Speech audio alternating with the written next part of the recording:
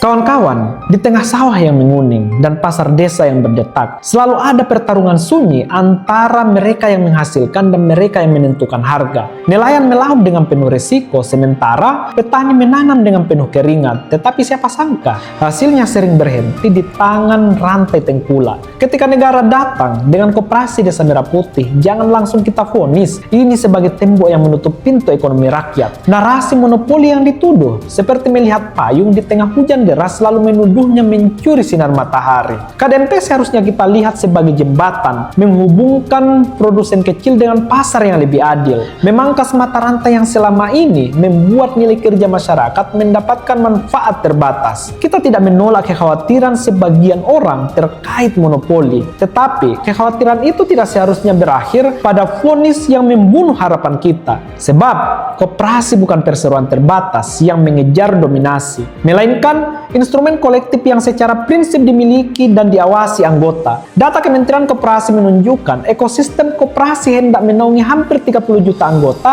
terdapat sekitar 131.000 koperasi aktif di berbagai sektor, bahkan di 2024 volume usaha koperasi mencapai 214 triliun. Mari kita ubah perspektif. Ini bukan monopoli, melainkan konsolidasi daya tawar warga. Sejalan dengan gagasan ekonomi kerakyatan melalui buku Small is Beautiful, karya Schummacher, ada kalanya kekuatan ekonomi tidak selalu lahir dari yang terbesar dalam struktur kekuasaan, melainkan sering muncul dari sistem yang membuat manusia jadi pusat pembangunan. Warung dan kios-kios di desa tidak dimatikan. Mereka dikoneksi langsung ke rantai pasok hulu agar mendapat manfaat yang adil. Dengan cara ini, negara menjadikan KDMP sebagai akar bersama, membantu menjaga stabilitas harga, serapan hasil panen lebih terjamin, jaringan pengaman sosial terdistribusi tepat sasaran, serta distribusi kebutuhan pokok lebih efektif. Hanya saja, mewujudkan tujuan KDMP tidak semudah membalik telapak tangan. Negara harus memastikan terbentuknya adanya tata kelola yang transparan, partisipatif, hingga perlakuan adil terhadap pelaku usaha lokal. Pemerintah mesti menjamin implementasi program KDMP yang diperkuat dengan tata kelola tersebut tidak berubah menjadi alat dominasi baru. Koperasi haruslah diletakkan sebagai ruang kolaborasi, bukan pengganti pasar rakyat. Desa yang kuat bukan desa tanpa persaingan, melainkan dengan yang bisa menciptakan ruang kesempatan yang setara bagi semua. Itu yang perlu ditekankan dalam KDMP untuk kedepannya.